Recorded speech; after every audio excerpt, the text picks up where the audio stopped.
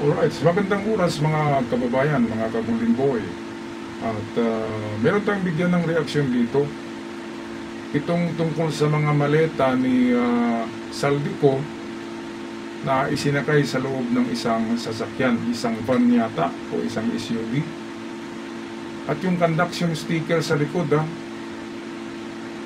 doon sa bandang likuran na nilagay yung mga maleta ay nalakip sa dahil sa itong akala nila ay walang ebidensya di ba?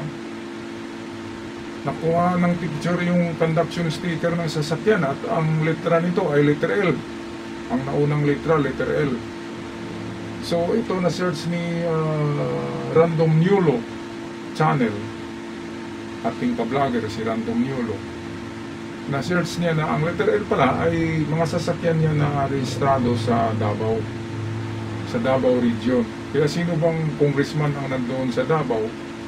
Dahil ang plate number ay 8888 at ang conduction sticker na kumpisa sa letter L. So Davao siya. Kaya sino bang congressman sa Davao na related sa mga pera-pera na bilyon-bilyon, di ba? Walang iba kundi si letter P. Di ba? Anak ng letter D na nandoon sa sahig ng dahig, mga kababayan, di ba? At atin din tatalakayin tong video ng mga malita na mukhang AI, ang dami-daming malita gawa ng AI.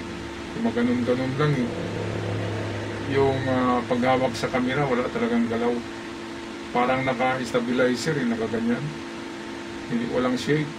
Kaya imposible na ganun ang camera kahit may stabilizer ay nagsishake pa rin yung kuha kasi gumagalaw yung sasakyan, di ba?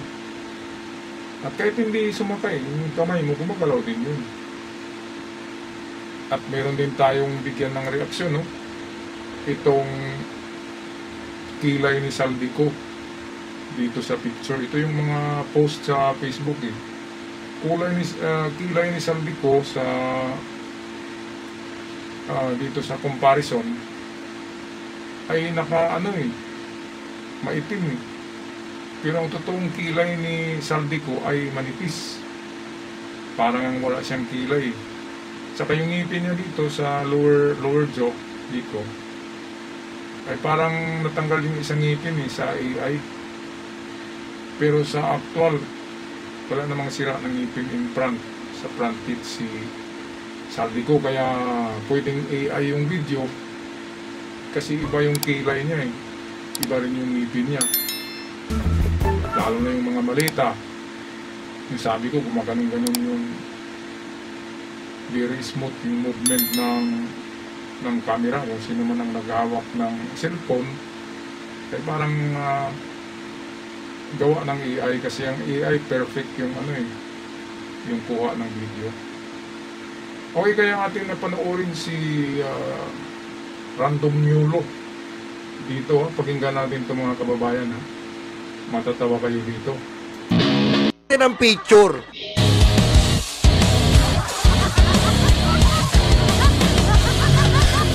Ang utak, hindi na uubra. Mga pekeng balita agad mabubura. Mga troll farm, malamang susuko na. Dahil kami ang bebengga, humanda ka na. Hanggang makasina.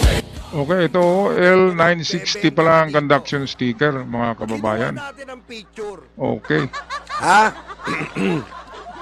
Kinuha natin ang picture. Yung nasa gilid ng maleta. Ni-research natin. Ayan. Yan, lumabas. Ayan. L960. L960. L960. Bebengga ka dito, Saldico.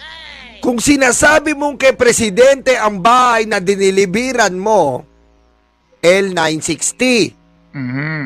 Tandaan nyo L960. Kapag 8 member of House of Representatives.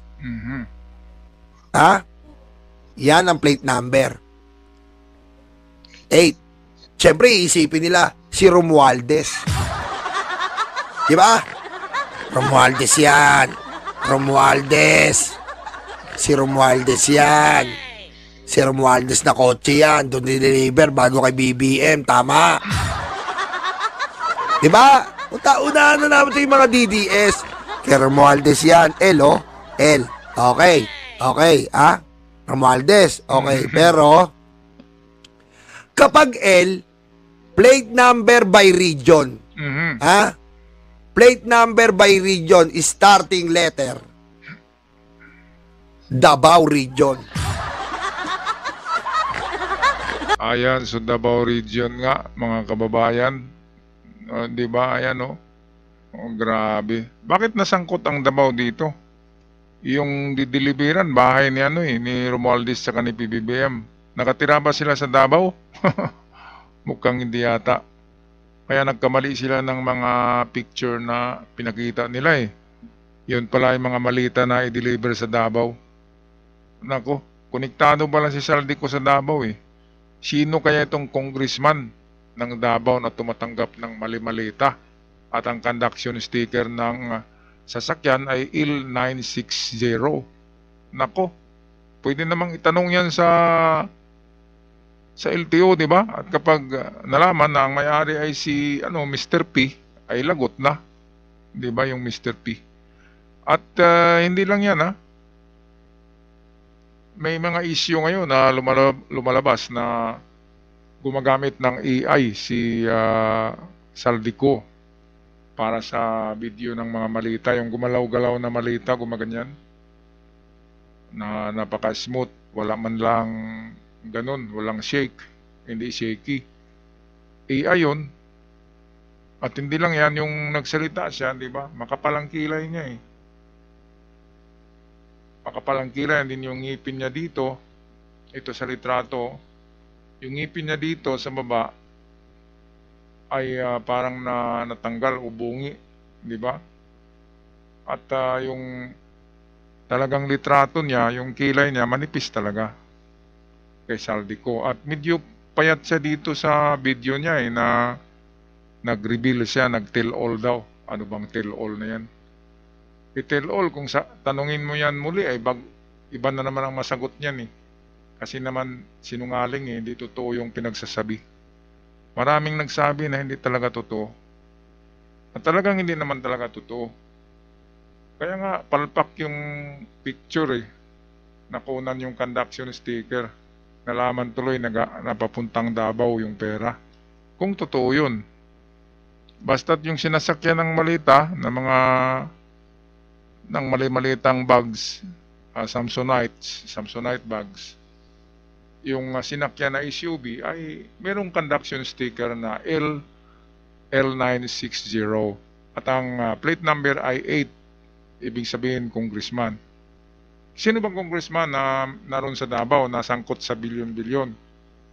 Di ba? Yun ba yung mahilig sa nightlife?